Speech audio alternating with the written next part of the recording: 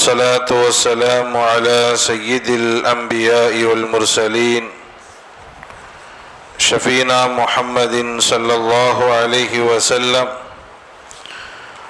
وآله وصحبه أجمعين.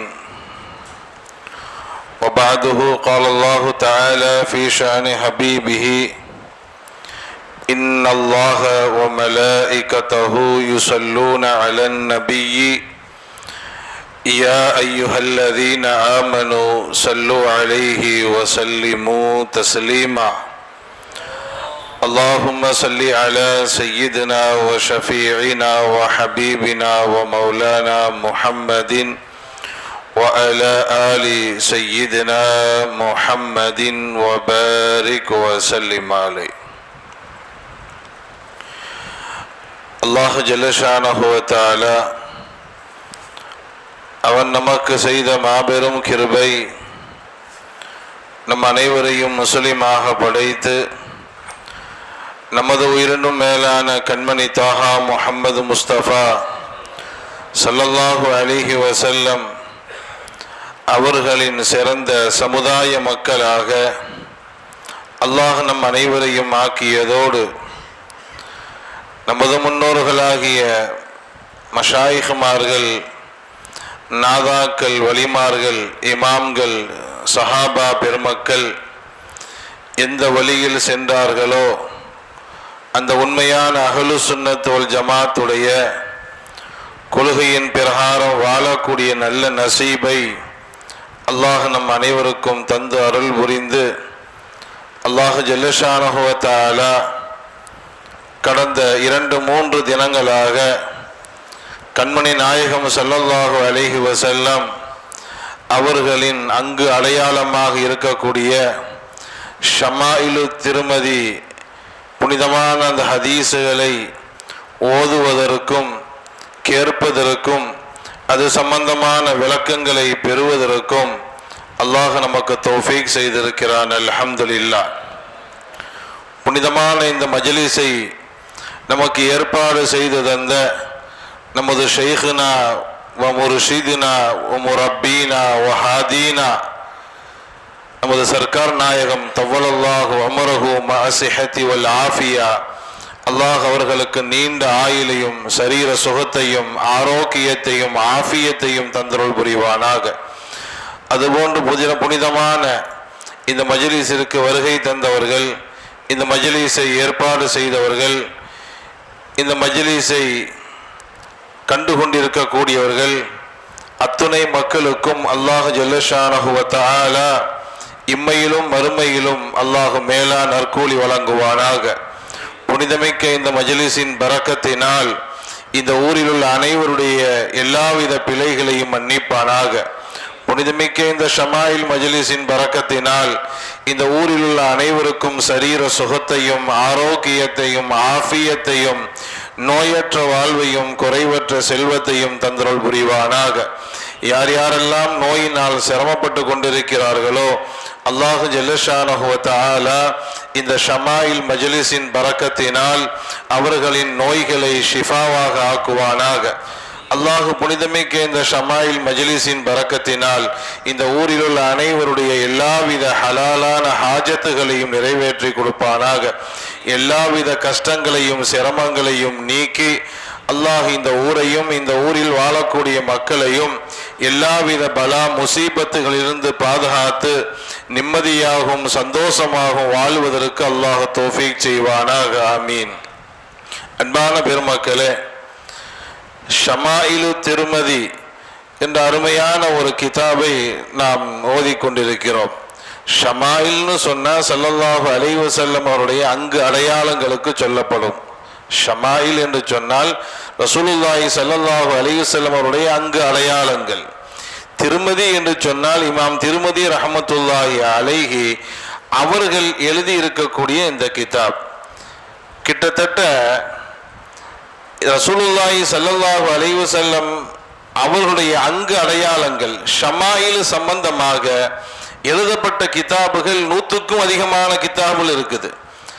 ஷமாயிலே முஹம்மதியான் இருக்குது, ஷமாயிலுன் நபீன் இருக்குது, இப்படி ஏகப்பட்ட இமாம்கள் கண்மணி நாயகத்தினுடைய அங்கு அடையாளங்களை எழுதியிருக்கிறார்கள். இருந்தாலும் எல்லா இமாம்களாலும் அங்கீகரிக்கப்பட்ட ஒரு கிதாபு தான் ஷமாயிலு திருமதி. இமாம் திருமதி ரஹ்மத்துல்லாஹி அலைஹி அவர்கள் எழுதிய கிதாப். அன்பான பெருமக்களே, இப்ப நாம் ஓதிக்கொண்டிருக்கக்கூடிய இந்த கிதாபை பற்றி இப்னு கசீர் ரஹ்மத்துல்லாஹி அலைஹி, அதுபோன்று முல்லா அலி காரி ரஹ்மத்துல்லாஹி அலைஹி, அதுபோன்று அப்துர் ரவுஃப் அல் மனாவி ரஹ்மத்துல்லாஹி அலைஹி போன்ற பெரும் பெரும் இமாம்கள் எல்லாம் இந்த ஷமாயிலு திருமதி என்ற கிதாபை பற்றி ரொம்ப சிறப்பாக அவர்கள் சொல்லியிருக்கிறார்கள். அப்படிப்பட்ட அந்த ஷமாயிலு திருமதி என்ற கிதாபை தான் நாம் ஓதிக்கொண்டிருக்கிறோம். அன்பான பெருமக்களே, இந்த ஷமாயிலு திருமதி என்ற அந்த புனிதமான இந்த ஹதீஸ் கிதாபை ஓதுவதின் மூலமாக கிடைக்கக்கூடிய பலன்கள் என்ன, இதை ஓதுவதன் மூலமாக நமக்கு என்ன கிடைக்கிறது என்பதை இமாம்கள் சொல்லும் பொழுது, அன்னஹா சபபுன் ஃபி முஹப்பத்தின் நபி ஸல்லல்லாஹு அலைஹி வஸல்லம், இந்த ஷமாயிலு திருமதி என்ற அந்த கிதாபை ஹதீஸ் கிரந்தத்தை நாம் ஓதுவதன் மூலமாக நமது நாயகம் ஸல்லல்லாஹு அலைஹி வஸல்லம் அவர்கள் மீது அன்பும் பாசமும் நமக்கு அதிகரிப்பதற்கு வாய்ப்பு இருக்கிறது. ரசூலுல்லாஹ்வுடைய முஹப்பத்தை, ரசூலுல்லாஹ்வின் மீது நமக்கு அன்பு வைப்பதற்கு இந்த கிதாப் ஒரு தூண்டுகோலாக இருக்கிறது. இந்த கிதாபை அல்லாஹ்வுடைய கிருபையினால பொருளோடு கொடுக்கப்பட்டிருக்கிறது, அர்த்தத்தோடு கிதாபுகள் கொடுக்கப்பட்டிருக்கிறது. அப்ப இந்த ஷமாயிலு திருமதி என்ற கிதாபை நாம் படிப்பதின் மூலமாக கண்மணி நாயகம் ஸல்லல்லாஹு அலைஹி வஸல்லம் அவர்கள் மீது முஹப்பத் என்று சொல்லக்கூடிய அந்த நேசம், அந்த பாசம் நம்முடைய உள்ளத்தில் உருவாகிறது. இன்னும் இதனுடைய சிறப்புகளை பற்றி சொல்லும் பொழுது, அன்னஹா மாரிஃபத்துஹா சபபுன் ஃபி இத்திபாஇன் நபி ஸல்லல்லாஹு அலைஹி வஸல்லம், ஸல்லல்லாஹு அலைஹி வஸல்லம் அவருடைய இந்த ஷமாயிலு திருமதியை நாம் படிப்பதின் மூலமாக நாயகத்தை பின்பற்றுவதற்கு இது ஒரு காரணமாக அமைகிறது. ரசூலுல்லாஹி ஸல்லல்லாஹு அலைஹி வஸல்லம் அவர்களை நாம் பின்பற்ற வேண்டும் என்றால் அவங்க எப்படி வாழ்ந்தாங்கன்னு தெரிஞ்சாதானே பின்பற்ற முடியும். இப்போ ஸல்லல்லாஹு அலைஹி வஸல்லம் அவர்களை பின்பற்றி வாழ வேண்டும். ஸல்லல்லாஹு அலைஹி வஸல்லம் அவர்கள் எப்படி வாழ்ந்தார்களோ அப்படிதான் நம்முடைய வாழ்க்கை அமைய வேண்டும். எப்படி வாழ்ந்தாங்க ஸல்லல்லாஹு அலைஹி வஸல்லம், அதை விவரிக்கக்கூடிய கிதாபு தான் இந்த ஷமாயிலு திருமதி. அப்ப இந்த கிதாபை நாம் படிப்பதன் மூலமாக நாயகத்தை பின்பற்றுவதற்கு ஒரு வாய்ப்பு அமைகிறது.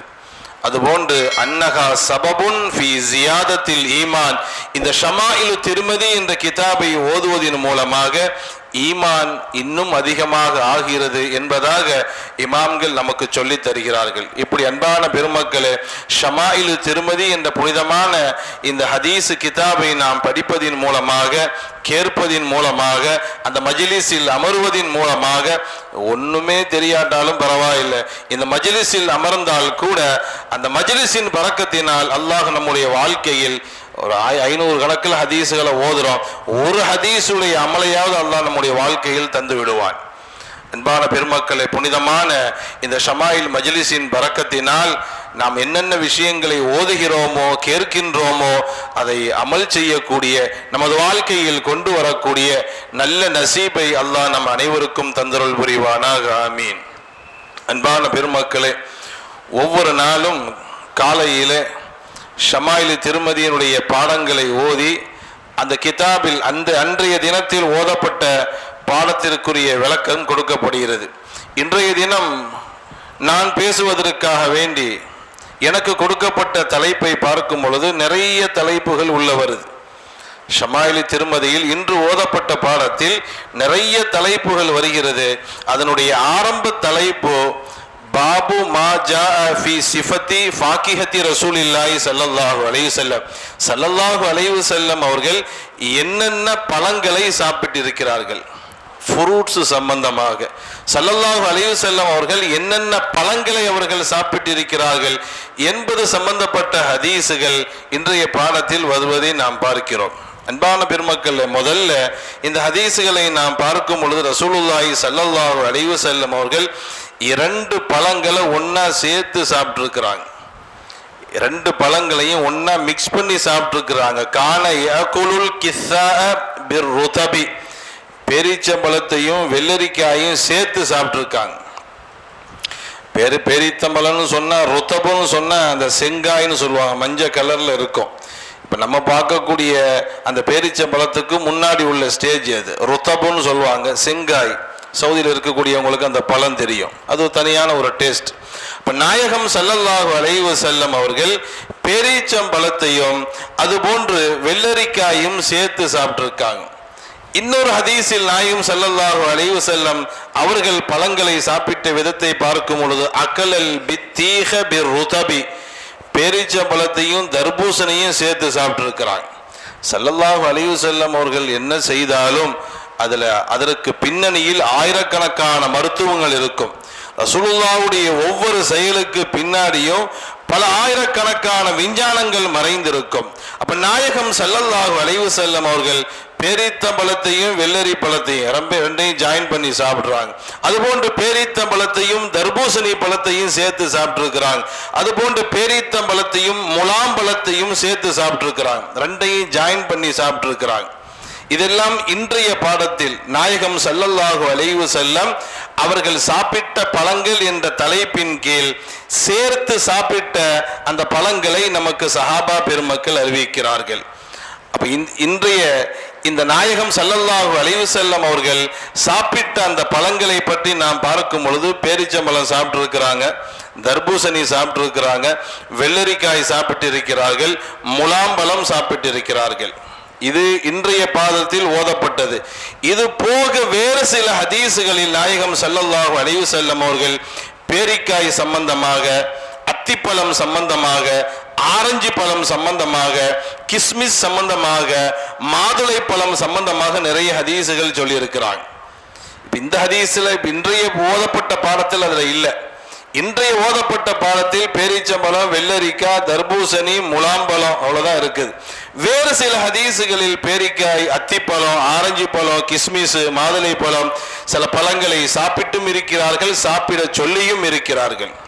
அன்பான பெருமக்களே, நாயகம் ஸல்லல்லாஹு அலைஹி வஸல்லம் அவர்கள் எந்தெந்த பழங்களை, பொதுவாக எல்லா பழங்களிலும் பலன் உண்டு, இருந்தாலும் நாயகம் ஸல்லல்லாஹு அலைஹி வஸல்லம் அவர்கள் பர்டிகுலரா எந்த பழங்களை சாப்பிட சொல்கிறார்களோ அதுல ஏகப்பட்ட மருத்துவ பலன்கள் இருக்கிறது. இப்ப நம்ம அதை பத்தி லிஸ்ட் போட்டேன்னு சொன்னா அதை தனியா நம்ம பேசணும். பேரித்தம்பழத்தினால் கிடைக்கக்கூடிய பலன்கள் என்ன, வெள்ளரிக்காவின் மூலமாக கிடைக்கக்கூடிய பலன் என்ன, தர்பூசணியின் மூலமாக கிடைக்கக்கூடிய பலன்கள் என்ன என்று நாம் ஒவ்வொரு பழங்களையும் தனித்தனியாக பேச ஆரம்பித்தால் பல மணிக்கணக்கில் நாம் பேச வேண்டியது வரும். அன்பான பெருமக்களே, இந்த ஸல்லல்லாஹு அலைஹி வஸல்லம் அவர்கள் சாப்பிட்ட பழங்கள், முதல்ல பழங்களை சாப்பிட்டு இருக்கிறாங்க. இனி ரெண்டாவது 2 பழத்தையும் சேர்த்து சாப்பிட்டு இருக்கிறாங்க. 2 பழங்களையும் சேர்த்து ஒன்னா சாப்பிட்டு இருக்கிறாங்க. ஏன் அவ்வாறு சாப்பிட்டார்கள் என்றால், அன்பான பெருமக்களே, 2 பழத்தையும் சேர்ந்து சாப்பிடும் பொழுது அதுல வேற ஒரு டேஸ்ட் கொடுக்கும். பேரிச்சம்பழத்துக்குன்னு ஒரு டேஸ்ட் இருக்குது, வெள்ளரிக்காய்க்குன்னு ஒரு டேஸ்ட் இருக்குது. 2ஐயும் சேர்க்கும் பொழுது 3வது ஒரு டேஸ்ட் கிடைக்கும். அதுபோன்று ஒவ்வொரு பழத்தையும் சேர்த்து சாப்பிடும் பொழுது டேஸ்ட் டிஃபரெண்டாக நமக்கு கிடைக்கும். இரண்டாவது, நாயகம் ஸல்லல்லாஹு அலைஹி வஸல்லம் அவர்கள் 2 பழங்களையும் சேர்த்து சாப்பிடுவதற்கு மற்றொரு காரணம், இப்ப பேரிச்சம்பழத்தை பொறுத்தவரை அது சூடானது. பேரிச்சம்பழங்கிறது சூடான பழம் அது. ஆனால் வெள்ளரிக்காய், தர்பூசணி, முலாம்பழம் அத்தனையும் குளிர்ச்சியானது. ஒரு சூடு, ஒரு குளிர்ச்சி, 2ஐயும் ஒன்று சேர்க்கிறார்கள். இமாம்கள் அதற்கு பின்னணியில் பல விளக்கத்தை கொடுப்பார்கள். சில சமயங்களில் சூடான பழத்தை சாப்பிடும்போது சில பேருக்கு ஒத்துக்கிறாது, சில பேருக்கு குளிர்ச்சியான பழங்களை சாப்பிடும்போது அது ஒத்துக்கிறாது. 2ஐயும் சேர்த்து சாப்பிடும் பொழுது பேரித்த பழத்தின் மூலமாக சூட்டு ஒருவருக்கு சிரமத்தை ஏற்படுத்துமையானால் வெள்ளரிக்காய் அதை தட்டிரும். ஸல்லல்லாஹு அலைஹி வஸல்லம் அவர்கள் எவ்வளவு ஆழமாக சிந்தித்து சாப்பிடுகிறார்கள். ஒருவர் வெள்ளரிக்காய் சாப்பிடுகிறார், அந்த வெள்ளரிக்காய் சாப்பிடுவதன் மூலமாக அவருக்கு குளிர்ச்சி ஏற்படும் என்றால் பேரித்தம்பழம் அந்த குளிர்ச்சியை தட்டும். ஸல்லல்லாஹு அலைஹி வஸல்லம் அவர்கள் இப்படி சொன்னார்கள்.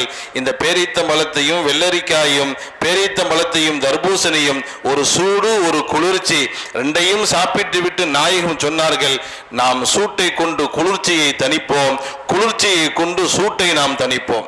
2ஐயும் மிக்ஸ் பண்ணி சாப்பிடும் பொழுது அது சரியான ஒரு அளவை நமக்கு கொடுக்கிறது என்று சொன்னார்கள் முஹம்மது முஸ்தபா ஸல்லல்லாஹு அலைஹி வஸல்லம்.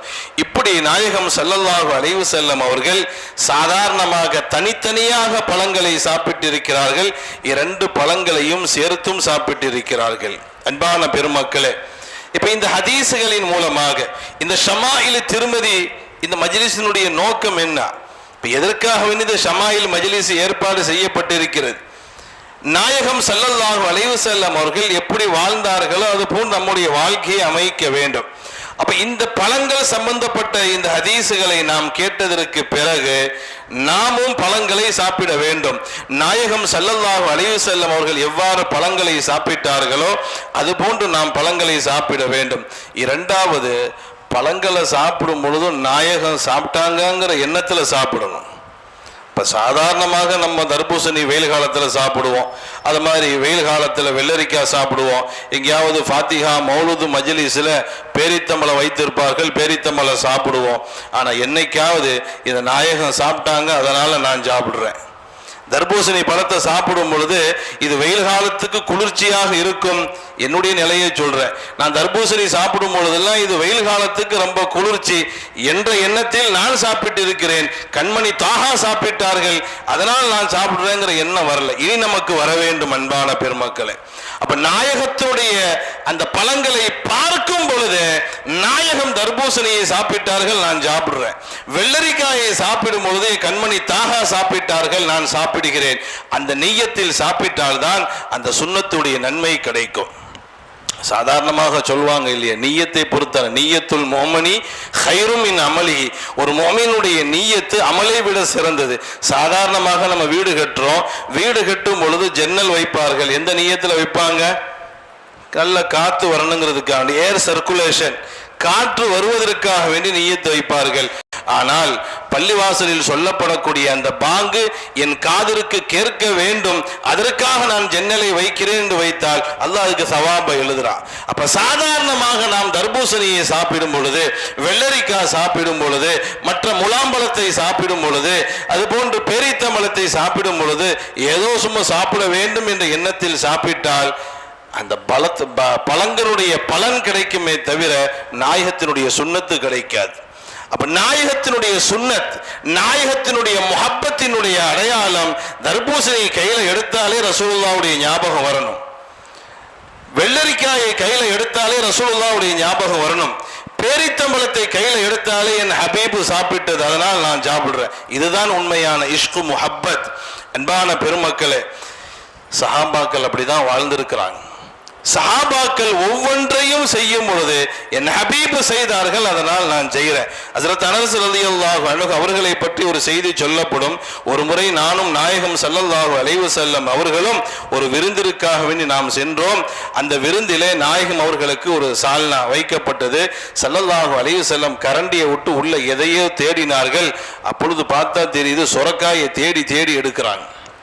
அனஸ் ரலியல்லாஹு அன்ஹு சொல்றாங்க, நாயகத்தோடு நான் சாப்பிட சென்ற பொழுது நாயகம் ஸல்லல்லாஹு அலைஹி வஸல்லம் அவர்கள் சுரக்காயை தேடி எடுத்து சாப்பிட்டார்கள். அன்னிலிருந்து என் மௌத்து வர நான் சுரக்காவை நான் பிரியப்படக்கூடியவனாக ஆகிவிட்டேன்னு சொல்றாங்க. ரசூலுல்லாஹ் சுரக்காவை சாப்பிடுவதற்கு முன்னாடி வரை எனக்கு சுரக்கா கொஞ்சம் அப்படி இப்படியுமா தான் இருந்துச்சு. ஆனால் என்னைக்கு ரசூலுல்லாஹி ஸல்லல்லாஹு அலைஹி வஸல்லம் சுரக்காவை விரும்பினார்களோ அன்னிலிருந்து நானும் விரும்ப ஆரம்பிச்சிட்டேங்கிறாங்க. என்னைக்கு ரசூலுல்லாஹ் சுரக்காவை தேடி தேடி எடுத்து சாப்பிட்டார்களோ அத மாதிரி நானும் எடுத்து சாப்பிட ஆரம்பித்தேன் என்று சொன்னார்கள் அனஸ் ரலியல்லாஹு அன்ஹு. இதுதான் உண்மையான முஹப்பத், இதுதான் ஷமாயில். ரசூலுல்லாஹி ஸல்லல்லாஹு அலைஹி வஸல்லம் அவர்கள் எதை பிரியமாக சாப்பிட்டார்களோ அத மாதிரி நாமும் அந்தந்த வஸ்துக்களை நாம் சாப்பிட வேண்டும். அன்பான பெருமக்களே, சற்று நாம் நம்மை யோசித்து பார்ப்போம். பேரிச்சம்பழம் நம்ம சாப்பிட்ருக்கிறோம், வெள்ளரிக்காய் சாப்பிட்ருக்கிறோம், தர்பூசணி சாப்பிட்ருக்கிறோம், முலாம்பழம் சாப்பிட்ருக்கோம். என்னைக்கா ஜாயின் பண்ணி சாப்பிட்ருக்கோமா? எல்லா பழத்தையும் நம்ம சாப்பிட்ருக்கிறோம். நாயகம் பேரித்தம்பழத்தையும் வெள்ளரிக்காயும் சேர்த்து சாப்பிட்ருக்கிறாங்க, நம்ம சாப்பிட்ருக்கோமா? நாயகம் அவர்கள் பேரித்தம்பழத்தையும் தர்பூசணியும் சேர்த்து சாப்பிட்டு நம்ம சாப்பிட்ருக்கோமா? வாழ்நாளில் ஒரு முறையாவது நாம் சாப்பிட வேண்டும். ரசூலுல்லாஹ் சாப்பிட்டு இருக்கிறாங்க. ஒரு முறையாவது நாம் பேரித்தம்பழத்தையும் தர்பூசணியும் வாங்கி சேர்த்து மிக்ஸ் பண்ணி அடிக்கணும். ஏன்? என் ஹபீபு சாப்பிட்டு இருக்கிறார்கள், ஸல்லல்லாஹு அலைஹி வஸல்லம் அவர்கள் சாப்பிட்டு இருக்கிறார்கள், அதனால் நான் சாப்பிடுறேன். இதுதான் உண்மையான இஷ்கு முஹப்பத் என்பதை நாம் விளங்கிக் கொள்ள வேண்டும். அன்பான பெருமக்களே, இன்றைய பாடத்தில் இன்னொரு செய்தியும் வருகிறது. சஹாபா பெருமக்கள் நாயகம் ஸல்லல்லாஹு அலைஹி வஸல்லம் அவர்கள் மீது எந்த அளவுக்கு அகீதா வைத்திருக்கிறார்கள், நாயகத்தின் மீது எந்த அளவுக்கு அவர்கள் அளவுக்கு அதிகமான முஹப்பத் வைத்திருக்கிறார்கள். ஹதீஸ் ஷரீஃபிலே வருகிறது, சஹாபா பெருமக்கள் அவர்களுடைய வீடுகளில் ஏதாவது காய்கறிகளாக இருக்கட்டும், பழங்களாக இருக்கட்டும், எதுவாக இருக்கட்டும், இதார் அவ் அவ்வள சமரி ஜாஊபிஹி இலா ரசூலில்லாஹி ஸல்லல்லாஹு அலைஹி வஸல்லம், தான் வீட்டில் எது முதலில் முளைத்தாலும் முதல்ல அதை கொண்டு வந்து ரசூலுல்லாஹ்ட்ட தான் கொடுப்பார்களாம்.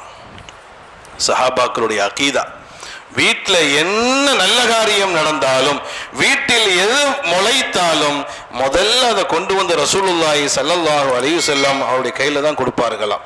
ஸல்லல்லாஹு அலைஹி வஸல்லம் அவர்கள் அதை வாங்கிவிட்டு துஆ செய்வார்களாம். அன்பான பெருமக்களே, சஹாபா பெருமக்களுடைய அகீதா, சஹாபாக்களுடைய இஷ்கு, சஹாபாக்களுடைய முஹப்பத், நாயகத்தின் மீது நாம் எந்த அளவுக்கு முஹப்பத் வைக்க வேண்டும், நாயகத்தை நாம் எந்த அளவுக்கு நேசிக்க வேண்டும், சஹாபாக்களை பார்த்தா படிக்கணும். ஆமினு கமா ஆமனன் நாஸ், சஹாபாக்கள் எப்படி ஈமான் கொண்டார்களோ அந்த ஈமான மாதிரி நீங்க ஈமான் கொள்ளுங்க, அதுதான் ஒரிஜினல் ஈமான். சஹாபா பெருமக்கள் நாயகத்தை எந்த அளவுக்கு நேசித்தார்களோ அது போன்ற நேசம் உங்களுடைய உள்ளத்தில் வர வேண்டும். இப்ப சஹாபா பெருமக்கள் தங்களுடைய வீடுகளில் எது முளைத்தாலும் முதல்ல தூக்கிட்டு ரசூலுல்லாஹ்ட்ட வந்து கொடுத்து துஆ வாங்கிடுவாங்க. வெறும் பழங்கள் மட்டும் அல்ல, குழந்தை பிறந்தாலும் தூக்கிட்டு வந்துருவாங்களாம். வீட்டில் குழந்தை பிறந்து விட்டால் உடனே தூக்கி கொண்டு அந்த குழந்தைக்கு கண்ணு திறக்குமோ திறக்காதோ நேர தூக்கிட்டு ரசூலுல்லாஹ்ட்ட தான் வருவார்கள். ஸல்லல்லாஹு அலைஹி வஸல்லம் அவர்கள் அந்த குழந்தையை வாங்கி ஒரு பேரிச்சம்பழத்தை எடுத்து தான் வாயில மென்று அதை தூக்கி அந்த குழந்தையினுடைய வாயில வைப்பார்கள். எவ்வளவு பெரிய பாக்கியம் பெற்றவர்கள், எவ்வளவு பெரிய பாக்கியம் பெற்றவர்கள். ரசூலுல்லாஹ்வுடைய முபாரக்கான அந்த உமிழ் நீரை பெறக்கூடிய பாக்கியம் அந்த குழந்தைக்கு கிடைக்கிறது என்று சொன்னால் பெற்றோர்களுடைய அகீதா எந்த அளவுக்கு இருக்கிறது. பெற்றோர்களுடைய அகீதா, சஹாபா பெருமக்கள் குழந்தை பிறந்து விட்டால் அந்த குழந்தையை தூக்கி ரசூலுல்லாஹ்ட்ட கொண்டு வந்து கொடுத்துருவார்கள். ஸல்லல்லாஹு அலைஹி வஸல்லம் அவர்கள் பேரித்தம்பழத்தை வாங்கி தான் வாயில மென்று அதை தூக்கி அந்த குழந்தையினுடைய வாயில் வைத்து விட்டு வயதுஉ லஹும் பில் பரக்கா, அந்த குழந்தைக்கு பரக்கத்திற்காக நீ துஆ செய்வார்களாம். அப்படிப்பட்ட துஆவை பெற்ற எத்தனையோ குழந்தைகள் எல்லாம் பிற்காலத்தில் பெரும் பெரும் மாமேதைகளாக, பெரும் பெரும் மார்க்க சட்ட நிபுணர்களாக இருக்கிறார்கள் என்று நம்ம ஹதீசுகளிலே நாம் பார்க்கிறோம். அன்பான பெருமக்களே, சஹாபாக்களுடைய அகீதா, நாயகம் ஸல்லல்லாஹு அலைஹி வஸல்லம் அவர்கள் மீது எந்த அளவுக்கு அவர்கள் முஹப்பத் வைத்திருக்கிறார்கள் என்பதை இந்த ஹதீசுகள் எல்லாம் நமக்கு உணர்த்துகிறது.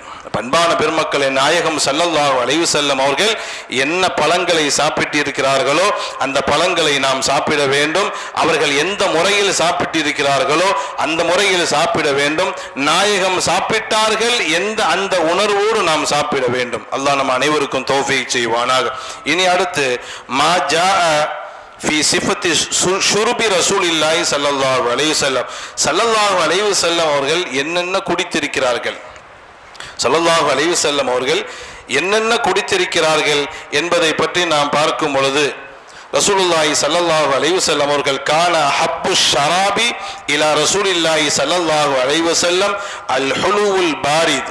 ரசூலுல்லாஹி ஸல்லல்லாஹு அலைஹி வஸல்லம் அவர்களுக்கு ரொம்ப குளிர்ந்த வாட்டர், ரொம்ப குளிர்ந்த தண்ணீர் நாயகத்திற்கு பிடிக்குமா. குளிர்ந்தன்னு சொன்னா நீங்க ஐஸ் வாட்டர்னு விளங்காதீங்க, ஐஸ் வாட்டர் உலகத்துக்கு கெடுதி தான். குளிர்ந்தது, ரொம்ப குளிர்ச்சியாக இருக்கக்கூடியது. ஐஸ் வாட்டருங்கிறது செயற்கை, அது குளிர்ந்த தண்ணீர். குளிர்ந்த அல் ஹுலுவுன்னு சொன்னா அதுக்கு நல்லங்கிற அர்த்தம் இருக்குது, நல்ல தண்ணி. அத மாதிரி தேன் கலந்த தண்ணி. இந்த ஹுலுவுல் பாரிது என்பதற்கு இமாம்கள் பலவிதமான விளக்கங்கள் இருக்கிறாங்க. நல்ல தண்ணி, பியூர் வாட்டர், அதுக்கும் ஹுலுவுல் பாரிது தான். அது மாதிரி தேன் கலந்த தண்ணி, பேரீத்தம்பழம் கலந்த தண்ணி, திராட்சை கலந்த தண்ணீர், இவைகள் எல்லாம் நாயகம் ஸல்லல்லாஹு அலைஹி வஸல்லம் அவர்களுக்கு ரொம்ப பிடித்தமான குடிப்பானம். ரொம்ப குளிர்ந்த தண்ணீரை குடிப்பார்கள். அன்பான பெருமக்களை, ஏன் நான் சொல்றேன்னா, ரசூலுல்லாஹ்வுக்கு ரொம்ப குளிர்ந்த வாட்டர் பிடிக்கும்னு சொல்லிட்டு நம்ம ஐஸ் வாட்டரை குடிச்சு அதுக்கப்புறம் எதாவது ஆயிடுச்சுன்னா என்ன ஸல்லல்லாஹு அலைஹி வஸல்லம் சுன்னத்தை பின்பற்ற நமக்கு எஃபெக்ட் வருதுன்னா, ஸல்லல்லாஹு அலைஹி வஸல்லம் குளிர்ந்த தண்ணீரை குடித்தாங்கன்னா ஐஸ் வாட்டரும் விளைந்திருக்க கூடாது. நேச்சுரலாக குளிர்ந்த தண்ணீரை நாயகம் ஸல்லல்லாஹு அலைஹி வஸல்லம் அவர்கள் குடிப்பார்கள். அதுபோன்று நாயகம் ஸல்லல்லாஹு அலைஹி வஸல்லம் பாலை விரும்பி கொடுப்பார்கள், பாலை விரும்பி குடிப்பார்கள், பாலை குடிப்பார்கள். அதுபோன்று யாராவது உணவு வழங்கினால் அந்த உணவை சாப்பிடுவார்கள். சாப்பிட்டு விட்டு உணவு வழங்கியவர்களுக்கு துஆ செய்வார்கள். அல்லாஹும்ம பாரிக் லனா ஃபீஹி வஅத்இம்னா கைரம் மின்ஹு என்று தனக்கு உணவு வழங்கியவர்களுக்காக வேண்டி துஆ செய்வார்கள். அதுபோன்று பால் குடித்து விட்டு நாயகம் துஆ செய்வார்கள். அல்லாஹும்ம பாரிக் லனா ஃபீஹி வஸித்னா மின்ஹு என்று துஆ செய்வார்கள். ஸல்லல்லாஹு அலைஹி வஸல்லம் அவர்கள் பாலை விரும்பி சாப்பிட்டு இருக்கிறார்கள். எந்த அளவுக்கு என்றால் நாயகம் இப்படி சொல்வார்கள், உணவுக்கு உணவாக, உணவுக்கு உணவாக, குடிப்பானத்திற்கு குடிப்பானமாக பாலை தவிர வேற எந்த வஸ்துவும் இல்லை என்று சொன்னார்கள். ஒரு சாப்பாட்டிற்கும் ஒரு குடிப்பானத்திற்கும் ஈக்குவலாக இருக்கக்கூடியது பால். நம்ம குடிக்கலன்னா வேணான்னு சொல்லிடணும், ஆனா எனக்கு பால் பிடிக்காதுன்னு சொல்லக்கூடாது. நாயகத்திற்கு எது பிடிக்குமோ அது எனக்கு பிடிக்காதுன்னு சொன்னா அது ரசூலுல்லாஹ்வுக்கு மாற்றமாக நடப்பது போன்று இருக்கிறது. அன்பான பெருமக்களே, நாயகம் ஸல்லல்லாஹு அலைஹி வஸல்லம் பாலை விரும்பி குடிப்பார்கள். பால் குடித்து விட்டு வாய் கொப்பளித்து விடுவார்களாம். ஏன்னா அந்த பாலில் கொஞ்சம் கொழுப்பு தன்மை இருப்பதின் காரணத்தினால் நாயகம் ஸல்லல்லாஹு அலைஹி வஸல்லம் அவர்கள் பாலை குடிப்பார்கள், குடித்து விட்டு வாய் கொப்பளிப்பார்கள். இன்னும் இந்த குடிப்பானங்கள் சம்பந்தமாக நிறைய ஹதீசுகள் வருகிறது. ரசூலுல்லாஹி ஸல்லல்லாஹு அலைஹி வஸல்லம் அவர்கள் ஒரு வஸ்துவை குடிக்கும் பொழுது கான யத்தனஃபஸு ஃபில் இனாஇ ஸலாஸன் இதா ஷரிப, நாயகம் ஸல்லல்லாஹு அலைஹி வஸல்லம் ஏதாவது ஒன்றை குடித்தால் மூச்சு விட்டு விட்டு குடிப்பார்கள். 3 முறை என்றும் அதிகிறது. ஒஃபி ரிவாயத்தின் மர்ரத்தைனி, அதாவது ஒரே முடக்கில் தண்ணி இழுத்துறக்கூடாது. ஸல்லல்லாஹு அலைஹி வஸல்லம் சொல்வார்கள் இல்லையா, ஒட்டகம் குடிக்கிற மாதிரி குடிச்சிடாதீங்க, ஒரே முடக்கில் இழுத்துறது, ஒரே வாயில வச்சு மொத்தத்தையும் ஒரு பாட்டில் பூரா உள்ள ஏற்றிடுறது, அப்படி குடிக்க கூடாது. சுன்னத்துக்கு மாற்றம், எடுத்து எடுத்து குடிக்க வேண்டும்.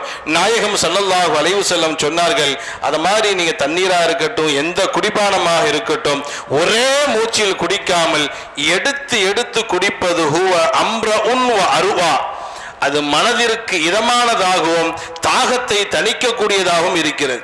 ஒரே முடக்கில் குடித்தேன்னு சொன்னா அவ்வளவு சீக்கிரத்தில் தாகம் தனியாது. இன்னும் சொல்ல போனால் அது உடலுக்கு கேடும் கூட.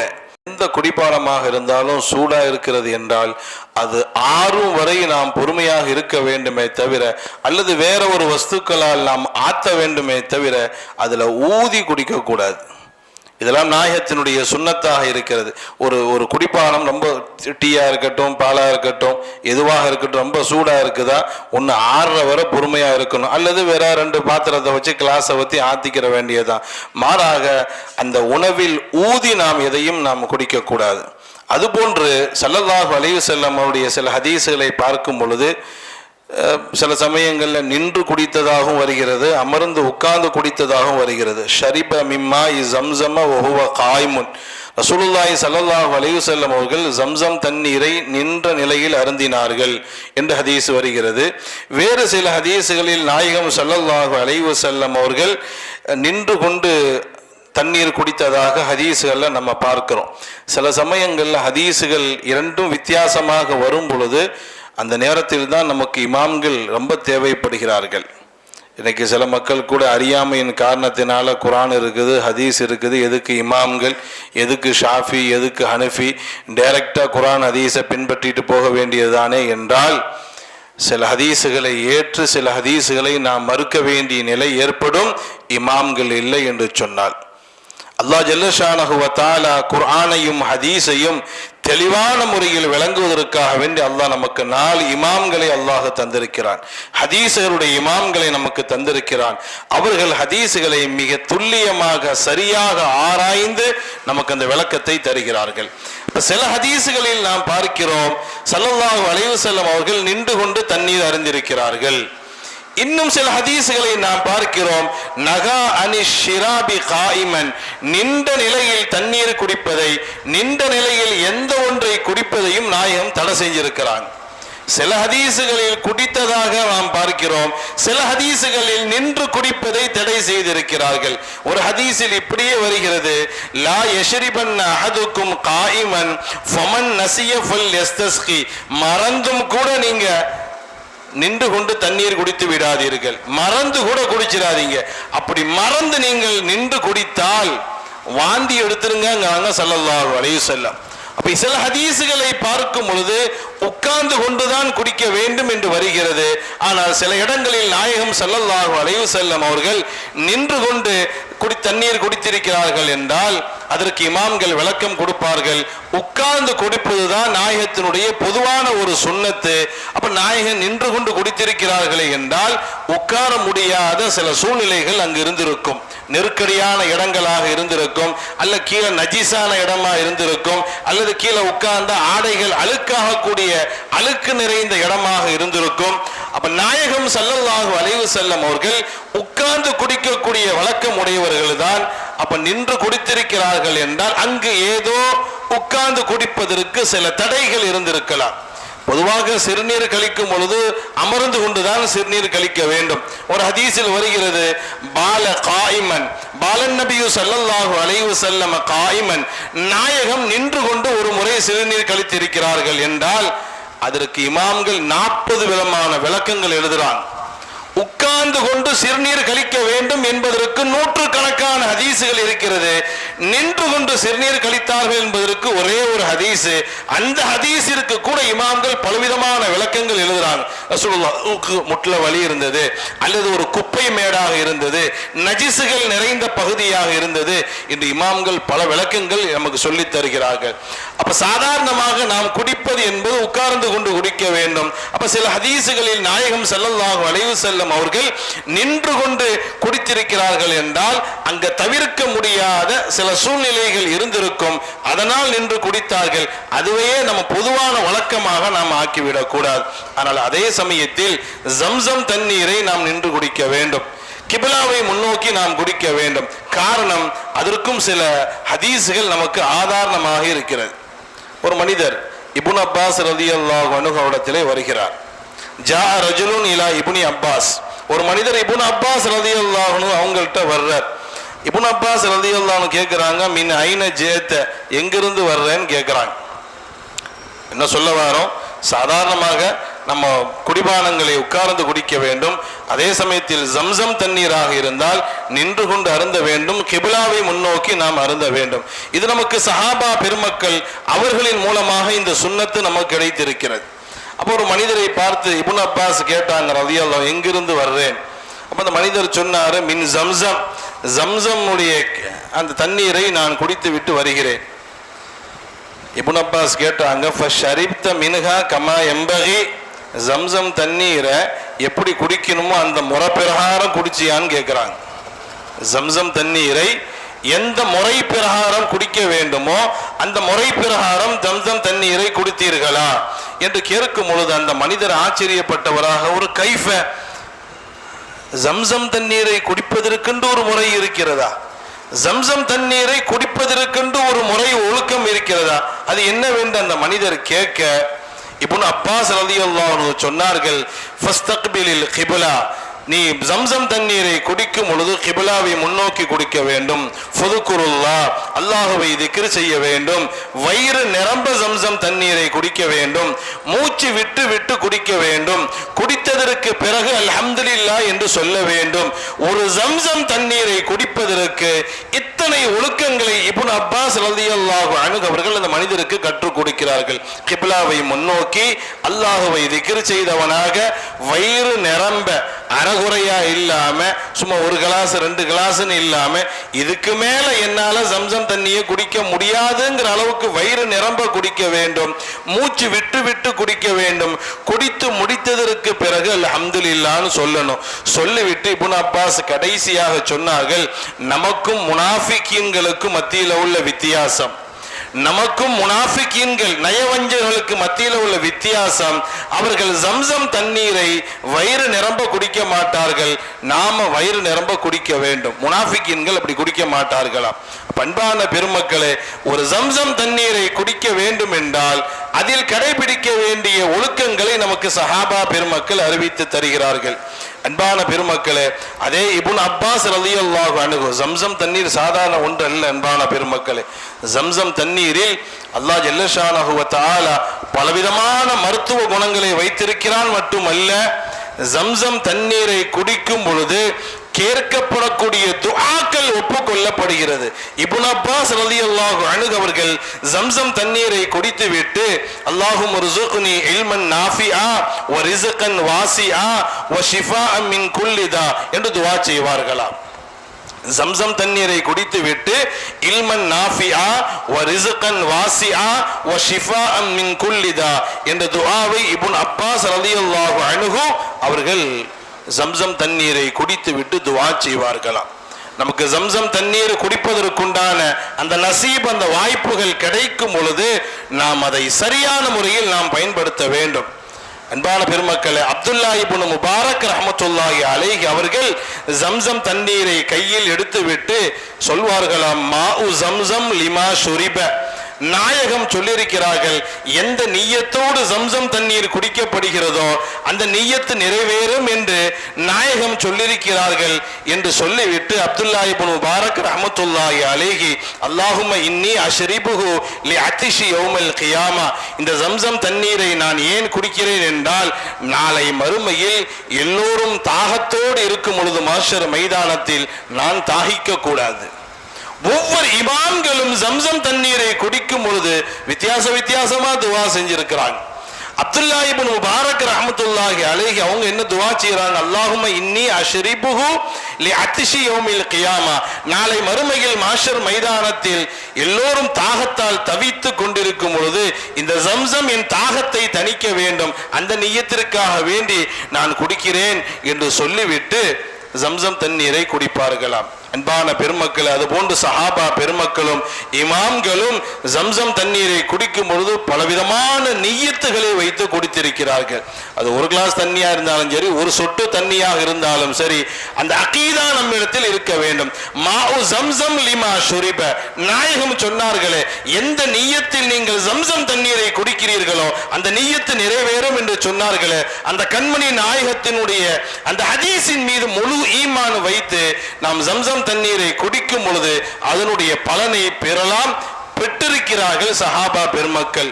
இப்னு ஹுஸைமா ரலியல்லாஹு அன்ஹு அவர்கள் மாபெரும் கல்வி ஞானம் உள்ளவர்களாக இருந்தார்கள். இப்னு ஹுஸைமா மாபெரும் கல்வி ஞானம் உள்ளவர்களாக இருந்தார்கள். அவங்கள்ட்ட இந்த அளவுக்கு மார்க்க கல்வியில மார்க்க ஞானத்தில் நீங்கள் தேர்ச்சி பெற்றவர்களாக ஆகுவதற்கு என்ன காரணம் என்று இப்னு ஹுஸைமா அவர்களிடம் கேட்கப்பட்ட பொழுது அவங்க என்ன சொன்னாங்க தெரியுமா, இன்னி லம்மா ஷரிப்து மா ஜம்சம், நான் ஜம்சம் தண்ணீரை குடிக்கும் பொழுதெல்லாம் சஅல்துல்லாஹ இல்மன் நாஃபியா, அல்லாஹ்ட்ட பயனுள்ள இல்ம நான் கேட்டேன். இப்னு ஹுஸைமா சொல்றாங்க, லம்மா ஷரிப்து மா ஜம்சம், எப்பொழுதெல்லாம் ஜம்சம் தண்ணீரை நான் குடிப்பேனோ குடிக்கும் பொழுதெல்லாம் சஅல்துல்லாஹ இல்மன் நாஃபியா, அல்லாஹ்ட்ட நாஃபியான பயனுள்ள கல்வியை நான் கேட்டேன். அந்த ஜம்சம் தண்ணீருடைய பரக்கத்தை தான் இன்று என்னை இத்தனை மார்க்க ஞானம் உள்ளவர்களாக மாற்றி இருக்கிறது. பண்பான பெருமக்களை, மாவு ஜம்சம் சாதாரண ஒன்றல்ல என்பதை நாம் புரிந்து கொள்ள வேண்டும். அந்த ஜம்சம் தண்ணீரை நாம் குடிக்கும் பொழுது என்ன ஹலாலான ஹாஜத்துகள், என்ன ஹலாலான நிய்யத்துகள் இருக்கிறதோ அத்தனை நிய்யத்துகளையும் நாம் வைக்க வேண்டும். அதுபோன்று ஒரு குடிப்பானத்தை நாம் குடிக்கும் பொழுது வலது கையினால் குடிக்க வேண்டுமே தவிர இடது கையினால குடிக்க கூடாது. இதெல்லாம் குடிப்பதனுடைய ஒழுக்கங்கள். நாயகம் ஸல்லல்லாஹு அலைஹி வஸல்லம் சொன்னார்கள், வலது கையினால் குடியுங்கள், வலது கையினால் சாப்பிடுங்கள். ஏனென்று சொன்னால் ஷைத்தான் இடது கையினால் சாப்பிடுவான், இடது கையினால் அவன் குடிப்பான். அதனால அவனுக்கு நீங்கள் ஒப்பாகி விடாதீர்கள். எதை குடித்தாலும் வலது கையினால் குடியுங்கள், எதை சாப்பிட்டாலும் வலது கையினால் சாப்பிடுங்கள்.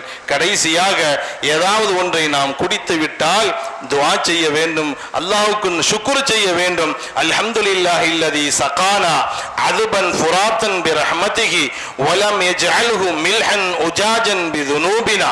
என்ன அழகான ஒரு துஆ நாயகம் சொல்வார்கள்.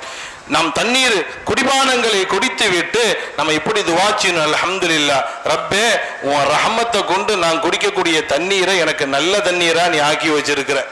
உன்னுடைய ரஹமத்தின் காரணத்தினால், நீ போட்ட பிச்சை, நீ போட்ட கிருபையினால் எனக்கு நல்ல தண்ணீர் கிடைக்கிறது. நான் செஞ்ச பாவத்தினால் தண்ணீரை நீ உப்பு தண்ணியாக மாற்றாமல் இருக்கிறாய். என் பாவத்தை பார்த்தால் நீ தண்ணி உப்பு தண்ணியா ஆகி இருக்கலாம். ஆனால் என்னுடைய பாவத்தை நீ கவனிக்கவில்லை, உன் ரஹமத்தின் காரணத்தினால எனக்கு நீ நல்ல தண்ணியை கொடுத்திருக்கிறாய். அன்பான பெருமக்களே, அப்ப நாம் தண்ணீரை குடிக்கும் பொழுது சாதாரணமாக நாம் குடிப்போம். ஆனால் இனி நாம் தண்ணீரை குடிக்கும் பொழுது அல்ஹம்துலில்லாஹில்லதி சகானா அதுபன் ஃபுராத்தன், அல்லாஹ் இந்த தண்ணீரை எனக்கு மதுரமாக ஆக்கி தந்திருக்கிறான், சுவையானதாக ஆக்கி தந்திருக்கிறான். பிரஹ்மத்திகி, இது அவனுடைய ரஹமத்தை கொண்டு கிடைத்திருக்கிறது. அல்லாஹ் என் பாவத்தை பார்த்து எனக்கு தண்ணீர் கொடுத்தால் இந்த தண்ணி உப்பு தண்ணியாக தான் இருக்கணும். அல்லாஹ் என்னுடைய பாவன் எவ்வளவு அர்ஹமுர் ராஹிமீனாக இருக்கிறான். அல்லாஹ்வுடைய முஹப்பத்தை உருவாக்கி தரும் இந்த தண்ணீரை குடிக்கும் பொழுது என் ரப்பினுடைய ரஹமத்தின் காரணத்தினால் எனக்கு தண்ணி குடிக்கிற மாதிரி இருக்குது. அல்லாஹ் என் பாவத்தை மட்டும் பார்க்க ஆரம்பித்தால் நல்ல தண்ணி நம்ம பேருடைய ஊராளுடைய வாயில கூட போகாது. நல்ல தண்ணீரை ஒரு ஆள் கூட குடிக்க முடியாது.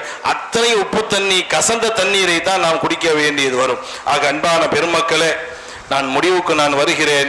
ஷமாயிலு திருமதி அழகான ஒரு மஜ்லிஸை நமது ஷேக் நாயகம் அவர்கள் ஆரம்பித்திருக்கிறார்கள். அது மட்டுமல்ல, இமாம் திருமதி ரஹ்மத்துல்லாஹி அலைஹி அவர்கள் முதல் பல நூற்றுக்கணக்கான இமாம்கள் ஷமாயிலு நபி, ஷமாயிலு முஹம்மதியா என்ற நாயகத்தின் மீது அங்கு அடையாளங்களை எழுதி வைத்திருக்கிறார்கள். அதுக்கெல்லாம் மேல போனா சஹாபா பெருமக்கள் ஷமாயில எழுதி வச்சிருக்கிறாங்க. ஹதீஸத்தான் ரசூலுல்லாஹ் எழுத சொன்னாங்க. ஷமாயில சஹாபாக்கள் முஹப்பத்துல எழுதினாங்க. ரசூலுல்லாவுக்கு ஷமாயில, சஹாபா பெருமக்களுக்கு ஷமாயில தேவை கிடையாது, அவங்க தான் நேரதான் பார்த்துக்கிட்டு இருக்கிறாங்களே. சஹாபாக்களுக்கு எதுக்கு ஷமாயில்? நேரடியாக அவர்கள் ஐ விட்னஸ்ங்கிற மாதிரி நேரடியாக அவர்கள் பார்த்து கொண்டிருக்கிறார்கள். சஹாபாக்களுக்கு ஷமாயிலுக்கு இந்த கிதாபுக்கு தேவையே இல்லை. அப்புறம் ஏன் சஹாபா பெருமக்கள் ரசூலுல்லாஹ் இப்படி குடிச்சாங்க, இப்படி சாப்பிட்டாங்க, அவங்க பாரக்கான முகம் இப்படி இருந்துச்சு, கண் இப்படி இருந்துச்சு, காது இப்படி இருந்துச்சு, வாய் இப்படி இருந்துச்சு, இப்படி சிரிச்சாங்க, இப்படி அழுதாங்க, ஏன் சஹாபா பெருமக்கள் இப்படி ஒரு வர்ணனையை ஷமாயிலை நமக்கு தர வேண்டும்? நமக்காக வேண்டி அவங்க செஞ்ச ஹிதுமத் அது. சஹாபாக்கள் இந்த ஷமாயிலை எழுதியிருக்கிறார்கள். ரசூலுல்லாஹ் எப்படி நம் மீது அன்பு வைத்திருக்கிறார்களோ அவங்கள போலதானே அவங்களுடைய மாணவர்கள் சஹாபாக்கள் இருப்பாங்க. சஹாபாக்களுடைய எண்ணம் என்ன? நம்ம ரசூலுல்லாஹ்வை நேர்ல பார்த்துட்டோம், நமக்கு பின்வரக்கூடிய சமுதாயங்களுக்கு அந்த பாக்கியம் கிடையாது. நமக்கு புறக்கண்களால் பார்க்கக்கூடிய பாக்கியம் கிடைத்தது. அடுத்து வரக்கூடிய ஜெனரேஷனுக்கு அகக்கண்களால் காணக்கூடிய நசீபை நம்ம கொடுப்போம். நாம் எவ்வாறு ரசூலுல்லாஹ்வை பின்பற்றி வாழ்ந்தோமோ அதுபோன்று அவர்கள் வாழ வேண்டும் என்ற அந்த நல்லெண்ணத்தில் தான் சஹாபாக்கள் இன்ச்சு பை இன்ச்சு ரசூலுல்லாஹ்வுடைய ஒவ்வொரு அங்கு அடையாளங்களையும் துல்லியமாக நமக்கு பதிவு செய்திருக்கிறார். சஹாபாக்களுடைய வாழ்க்கை எவ்வளவு அழகான வாழ்க்கை. அபூ ஜஹிலும் அஹ்னஸும் பேசிக் கொள்கிறார்கள். அப்ப அஹ்னஸ் அபூ ஜஹில பார்த்து கேட்கிறான், அபூ ஜஹில உன்ட்ட ஒண்ணு கேட்பேன், மறைக்காம நீ உண்மையை சொல்லு. உன்ட்ட ஒண்ணு கேட்பேன், மறைக்காம உண்மையை சொல்லு. நம்ம ரெண்டு பேரு தான் இருக்கிறோம், நான் வெளியில சொல்ல மாட்டேன். அபூ ஜஹில் கேட்கிறான், என்ன சொல்லு? இல்ல இந்த முஹம்மதை பத்தி நீ என்ன சொல்ற? முஹம்மது ஏதோ புதுசா மார்க்கத்தை கொண்டு வராரு, அல்லாஹ் ஒத்தங்கிறாரு, இஸ்லாம்ங்கிறாரு, நம்ம எதிர்த்துக்கிட்டு இருக்கிறோம், அது ஒரு பக்கம் இருக்கட்டும். ஆனா உன்னுடைய உண்மையான கருத்து என்ன? வெளியில எவ்வளவுதான் நம்ம எதிர்த்தாலும் மனசுக்குள்ள ஒரு நல்ல எண்ணம் இருக்கும். எப்படி நம்ம சில்சிலா அன்வாரிய பல பேர் வெளியில வாயால் எதிர்த்தாலும் உள்ளுக்குள் நல்ல அபிப்பிராயம் இருக்குது, மனசுக்குள்ள அவங்க மேல நல்ல அபிப்பிராயம் இருக்குது. வேற வழி இல்லை, பொதுப்படையா எதிர்க்க வேண்டும் என்ற எண்ணத்தில் எதிர்க்கிறார்களே தவிர மனசுக்குள்ள நம்ம சில்சிலா அன்வாருடைய அகீதா, சில்சிலா அன்வாரிய எப்படிப்பட்ட அகீதா உள்ளவர்கள், எந்த அளவுக்கு ஆஷிகே ரசூல், எந்த அளவுக்கு முஹப்பத் நபி உள்ளவர்கள் பலருடைய உள்ளத்திலும் இருக்கிறது, வெளியில சொல்ல முடியல. அன்பான பெருமக்கள், அந்த அடிப்படையில தான் அஹ்னஸ் கேட்கிறான் அபூ ஜஹீல்ட்ட, எப்பா இருக்கிறது உண்மையை சொல்லிரு, முஹம்மதை பத்தி உன்னுடைய கருத்து என்ன? அவன் அடிச்சான் ஒரே வார்த்தையில, வல்லாஹி மா கதிப முஹம்மது கத்து, அல்லாஹ் மீ சத்தியம் என்று சொல்லுகிறேன், முஹம்மது ஒருபோதும் பொய் சொல்ல மாட்டார். அபூ ஜஹிலுடைய வாயில் வரக்கூடிய வார்த்தை வல்லாஹி மா கதிப முஹம்மதுன் கத்து, அல்லாஹ் மீது சத்தியம் என்று சொல்லுகிறேன், முஹம்மது அவருடைய வாயில பொய்யுக்கு அவருக்கு எந்த சம்பந்தமும் கிடையாது. அப்புறம் ஏன்டா எதிர்த்து தொலைகிற என்று அஹ்னஸ் கேட்க வேற வழி இல்லை. இன்னைக்கு அவர் மேல வந்துட்டாருன்னா எல்லாம் அவர் பின்னாடி போயிடுவானுங்க. அபூ ஜஹில் தெளிவா சொன்ன முஹம்மதை பார்த்து, முஹம்மதே உம்மை நான் பொய்ப்படுத்தவில்லை, மா கதிபக்க உங்களை நான் பொய்ப்படுத்தவில்லை, லிமா ஜீத பிகி நீங்கள் எந்த இஸ்லாத்தை கொண்டு வருகிறீர்களோ அதைத்தான் நாங்கள் பொய்ப்படுத்துகிறோமே தவிர நீங்கள் பொய் சொல்ல மாட்டீர்கள் என்பது எங்களுக்கு தெரியும். இது யாருடைய அகீதா? இது யாருடைய குணம் இது ரசூலுல்லாஹ்வுடைய குணம். ரசூலுல்லாஹ்வுடைய குணம் வாழ்நாளில் ஒரு தடவை கூட அவர்கள் பொய் சொன்னது இல்லை. இது ஓகே. சுஹைப் ரலியல்லாஹு அன்ஹு அவர்கள் மக்காவிலிருந்து மதீனாவுக்கு ஹிஜ்ரத்து செல்கிறார்கள். வழியில் காஃபிர்கள்ட்ட பிடிபட்டாங்க. மக்காவினுடைய காஃபிர்கள்ட்ட பிடிபட்டு விட்டார்கள். அப்ப மக்கத்து காஃபிர் சுஹைபை பிடித்து கொண்டு, என்ன சுஹைபே, பஞ்ச பரதேசியா எங்க மக்காவுக்கு வந்துட்டு நல்லா சம்பாதிச்சு பெரிய செல்வந்தரா ஆயிட்டு எல்லாத்தையும் சுருட்டிட்டு என்ன மக்கா விட்டு வெளியே போலான்னு பாக்குறீரா? வெளியூர்ல இருந்து இங்க வந்து, யமனிலிருந்து இங்க வந்து மக்கால நல்லா சம்பாதித்து கோடீஸ்வரரா ஆகிட்டு இங்கிருந்து எல்லாத்தையும் சுருட்டிட்டு போலான்னு பாக்குறீரா? உங்களை விடமாட்டேன்ட்டாங்க. சுஹைப் ரலியல்லாஹு அன்ஹு அமைதியா கேட்டான், உனக்கு என்ன பிரச்சனை, என்ன வேணும், அதை சொல்லு, உனக்கு என்ன வேணும்? காஃபிர்கள் சொன்னாங்க, எங்க மக்கால என்னென்ன சம்பாதித்தீரோ அதை எல்லாத்தையும் இங்க விட்டுட்டு போயிருந்து விட்டுறோம். எங்க ஊர்ல சம்பாதித்ததை எல்லாம் எடுத்துக்கொண்டு போறதுக்கு நாங்க அனுமதி தர மாட்டோம். நீ சம்பாதித்து இங்க கொண்டு வந்தா பரவாயில்லை, ஒண்ணு இல்லாம இங்க வந்து நல்லா சம்பாதிச்சுட்டு இங்கேருந்து எடுத்துட்டு போறீரா? இங்க சம்பாதிச்சதை இங்கேயே விட்டுட்டு போயிடணும். சுஹைபு சொன்னாங்க, அவ்வளவுதானப்பா, இந்த எடுத்துக்கோன்னு சொல்லிட்டு இருக்கிறத பூரா கொடுத்தாங்க. இருக்கிறத பூரா கொடுத்தாங்க. காஃபிர்கள் விடல. இல்ல, இன்னும் நிறைய நீ சேர்த்து வச்சிருப்ப, அதையும் சொல்லு. இன்னும் நிறைய நீ சேர்த்து வைத்திருப்பாய், ஏன்னா எவ்வளவு பெரிய கோடீஸ்வரர் என்பது எங்களுக்கு தெரியும். இருக்கிறத கொடுத்துட்டு போயிடலான்னு பார்க்காத, இன்னும் நீ சேர்த்து வைத்திருப்பாய், அதையும் சேர்த்து கொடுத்துட்டு போ. சுஹைபு சொன்னாங்க, அட போடா, இந்த இடத்துக்கு போ, ஒரு மரத்திற்கு கீழே என்னுடைய மொத்த ப்ராப்பர்ட்டியும் உள்ள இருக்கு, எல்லாத்தையும் எடுத்துக்கோன்ட்டாங்க. சொன்ன உடனே காஃபிர்கள் சுஹைபை விட்டு விட்டார்கள் ரலியல்லாஹு அன்ஹு அவர்கள். அவங்க மதீனா வந்து சேர்ந்துடுறாங்க. சுஹைபு சொன்னாங்க இல்லையா, இந்த மரத்திற்கு கீழே என்னுடைய மொத்த சொத்து இருக்குது. தோண்டிக்கிட்டே வராங்க, ஒன்னும் இருக்கிற மாதிரி தெரியல. அப்ப அந்த கூட்டத்தில் உள்ள ஒத்தன் சொன்னா, அட கிறுக்கு போயிடலாம், ஒத்தன் தப்பிச்சு போறான்னு தெரியுது, உங்கள்கிட்ட என்ன உண்மையா சொல்லிட்டு போவான்? ஒத்தன் தப்பிச்சு போறான்னு தெரியுது, உங்கள்கிட்ட நான் என் இடத்த, என்னுடைய சொத்துக்களை எல்லாம் இந்த இடத்துல நான் வச்சிருக்கிறேன், நீங்க எடுத்துட்டுங்கன்னு என்று உண்மையா சொல்லுவான்? அவன் சொல்றான்னு சொல்லிட்டு நீங்களும் போய் அதை கேட்டு தோன்றீங்களே, அட முட்டா பயில்களா என்று அவர்களுக்குள் பேசிக்கொள்ளும் பொழுது, அவர்களுக்குள் இவ்வாறு பேசிக்கொள்ளும் பொழுது அதுல ஒரு காஃபிர் சொன்னா, நல்லா விளங்கிக்கொள், வல்லாஹி, அபூஜஹில் சொன்ன அதே வார்த்தை, வல்லாஹி மா கதிப அஸ்ஹாபு முஹம்மதின் கத்து, எவ்வாறு முஹம்மது அவர்கள் பொய் சொல்ல மாட்டார்களோ அவர்களின் தோழர்களும் பொய் சொல்ல மாட்டார்கள். இதுதான் ஷமாயில், இதுதான் ஷமாயில். எப்படி நாயகத்திற்கு அபூஜஹில் சொன்னானோ, வல்லாஹி மா கதிப முஹம்மத், முஹம்மது ஒருபோதும் பொய் சொல்ல மாட்டார் என்ற அந்த பெயர் ரசூலுல்லாஹ்வுக்கு எவ்வாறு கொடுக்கப்பட்டதோ அதே பெயர் சஹாபாக்களுக்கு காஃபிர்கள் கொடுத்தார்கள். காஃபிர், பக்கா விரோதி, அவன் சொல்கிறான், வல்லாஹி மா கதிப அஸ்ஹாபு முஹம்மதின் கத்து, முஹம்மதும் பொய் சொல்ல மாட்டார் ஸல்லல்லாஹு அலைஹி வஸல்லம், முஹம்மதுடைய தோழர்களும் பொய் சொல்ல மாட்டார். இதுதான் ஷமாயில். அன்பான பெருமக்களே, இந்த ஷமாயில் நம்முடைய வாழ்க்கையில் வர வேண்டும். ஹுதைஃபத்துல் யமான் ரலியல்லாஹு அன்ஹு அவர்கள் பாரசீக நாட்டிற்கு செல்கிறார்கள் பேச்சுவார்த்தை நடத்துவதற்காக வேண்டி. அப்ப அங்கு பெரிய பெரிய மன்னர்கள் எல்லாம் வந்திருக்கிறார்கள். உணவு வைக்கப்படுகிறது. சாப்பிட்டு கொண்டிருக்கும் பொழுது சில உணவுகள் கீழே விழுது. ஹுதைஃபத்துல் யமான் மிகப்பெரிய ஒரு மந்திரியாக அவர்கள் செல்கிறார்கள். பெரும் பெரும் அரசர்கள் எல்லாம் அந்த உணவு சாப்பிட்டு கொண்டிருக்கும் பொழுது சில உணவுகள் கீழே விழுது. ரசூலுல்லாஹ்வுடைய சுன்னத் என்ன, உணவு கீழே விழுந்தா எடுத்து கழுகி சாப்பிடுங்க. உணவில் எந்த பகுதியில் பரக்கத்து இருக்கிறது என்பது உங்களுக்கு தெரியாது.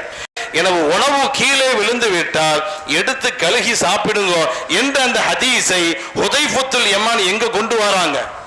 பெரும் பெரும் மன்னர்களுக்கு மத்தியில், பெரும் பெரும் மன்னர்கள் எல்லாம் இருந்து சாப்பிடக்கூடிய அந்த உணவில் ஹுதைஃபத்துல் யமான் ரலியல்லாஹு அன்ஹு அவர்கள் கீழே உணவை எடுத்து பொறுக்க ஆரம்பிக்கிறாங்க. ரசூலுல்லாஹ்வுடைய சுன்னத்துனா என்னன்னு தெரியுமா? அவங்க என்ன நினைப்பானுங்க, இங்க என்ன சாப்பாடா இல்ல கீழே உள்ளதை எடுத்து சாப்பிடுற அளவுக்கு. அப்போ ஹுதைஃபத்துல் யமானி கூட இருந்த சில பேரை, வேண்டாம் ஹுதைஃபா, சுன்னத்தெல்லாம் மதீனால இருக்கட்டும். சில பேருக்கு சுன்னத்தெல்லாம் வீட்டுக்குள்ளதான் இருக்கும், வெளியில வந்தா சுன்னத்தை பின்பற்ற முடியும். ஈகோ ப்ராப்ளம் வரும் இல்லையா? சில சமயங்களில் சுன்னத்தெல்லாம் வீட்டுக்குள்ள இருக்கும், வெளியில கொண்டு வர முடியாது, ஈகோ பிரச்சனை வரும். எல்லாம் நின்று குடிக்கும் பொழுது நம்மளும் நின்று குடிக்கணும். உட்கார்ந்து குடிச்சா அது ஒரு அசிங்கம். இடது கையால குடிக்கணும், வலது கையால குடிச்சா அது ஒரு அசிங்கம். அந்த மக்களோடு மக்களா சேரும் பொழுது சுன்னத்தெல்லாம் செத்து போயிடும்.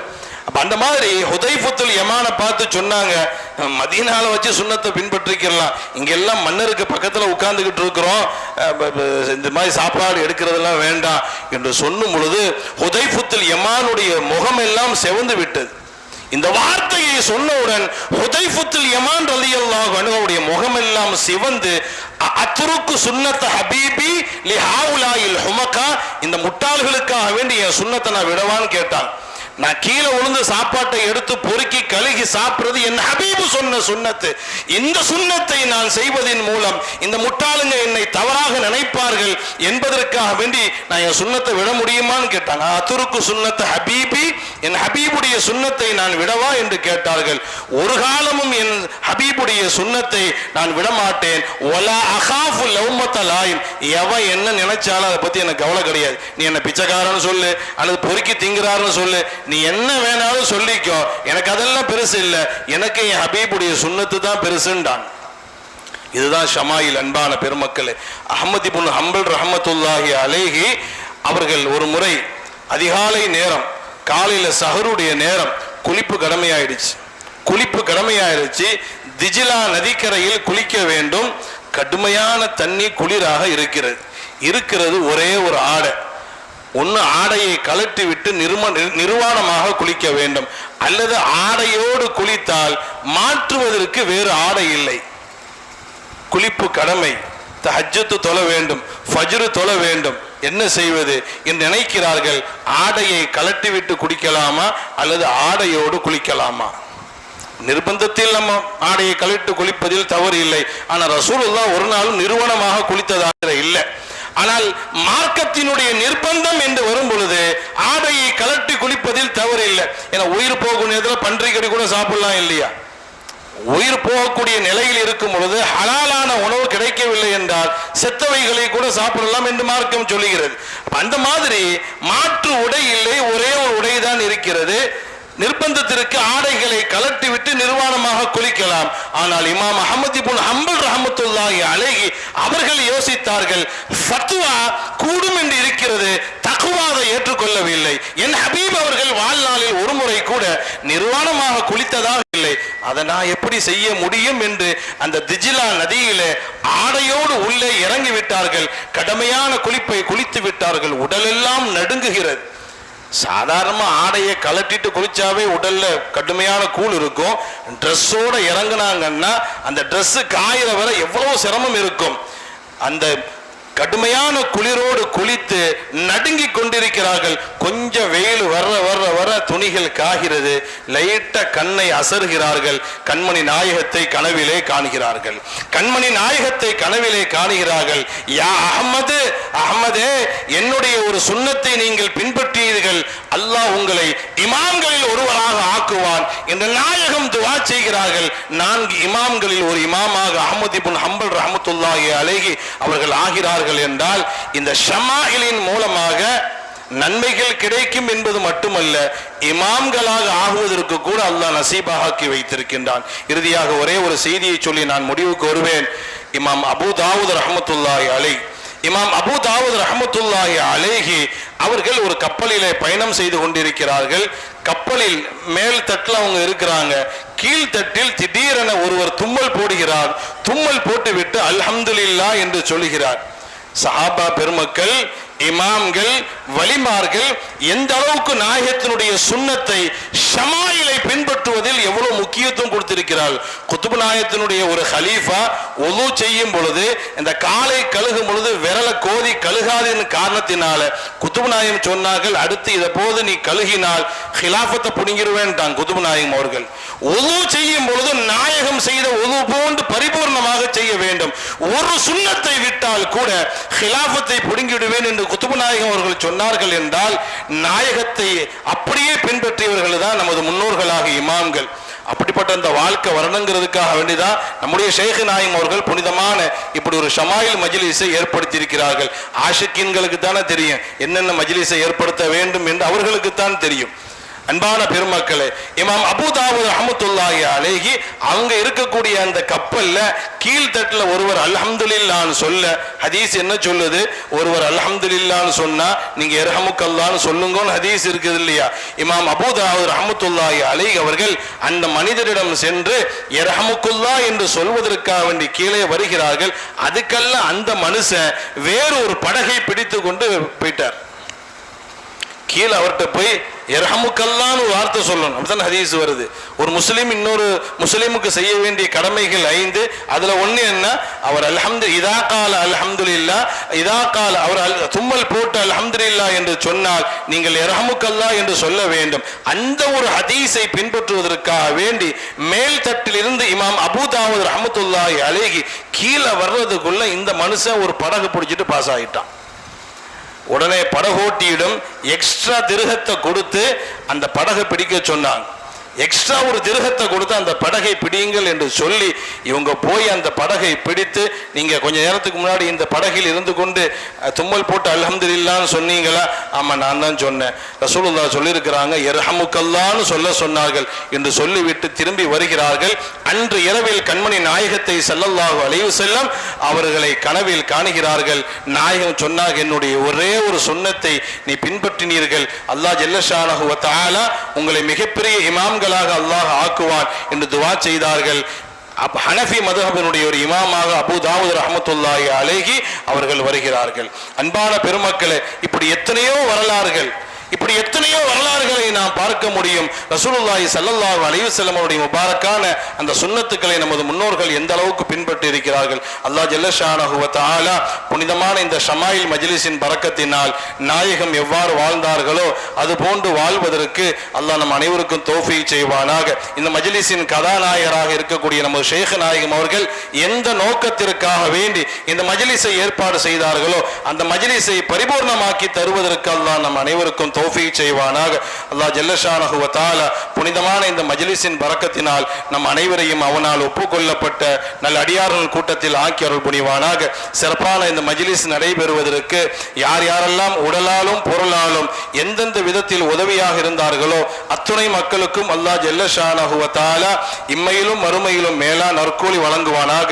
அல்லாஹ் நம் அனைவரையும் உண்மையான ஆஷிகீன்களாக, கண்மணி நாயகத்தை நேசிக்கக்கூடியவர்களாக, கண்மணி நாயகம் சஹாபா பெருமக்கள் இமாம்கள் வலிமார்கள் மஷாயிகுமார்கள் எந்த வழியில் சென்றார்களோ அதே வழியில் சென்று மரணிப்பதற்கு அல்லாஹ் நம் அனைவருக்கும் தௌஃபீக் செய்வானாக என்ற துஆவுடைய உரையை நான் நிறைவு செய்கிறேன். வாஹிரு தஅவானா அல்ஹம்துலில்லாஹி ரப்பில் ஆலமீன். அஸ்ஸலாமு அலைக்கும் வ ரஹ்மத்துல்லாஹி வ பரகாத்துஹு. வ அலைக்கும் அஸ்ஸலாம் வ ரஹ்மத்துல்லாஹி. அல்ஹம்துலில்லாஹ். இன்றைய நாளின் காலை நிகழ்ச்சிகள் நிறைவேறும் தருவாயில் இருக்கிறது. இன்றைய ஷமாயில் மஜ்லிஸினுடைய ஹதீஸ்களுக்கு விளக்கம் தந்த மௌலானா மௌலவி அல்ஹாஜ் அல் ஹாஃபில் ஏஎல் முஹம்மது அலி அன்வாரி பாக்கவி ஹதரத் இமாம் பெரிய பள்ளிவாசல் கூத்தாநல்லூர் அவர்களுக்கு ஜஸாக்குமுல்லாஹு ஹைரா. அல்லாஹ் ஜல்லஷானஹு வ தஆலா ஹதரத் அவர்களுக்கு எல்லாவித ஆஃபியத்தையும் சிஹத்தையும் சலாமத்தையும் மென்மேலும் தங்களுடைய பேச்சால் அவர்களுடைய ஆக்கங்களால் இந்த உம்மத்திற்கு பயனளிக்கக்கூடிய தௌஃபீக்கையும் தந்தருள்வானாக.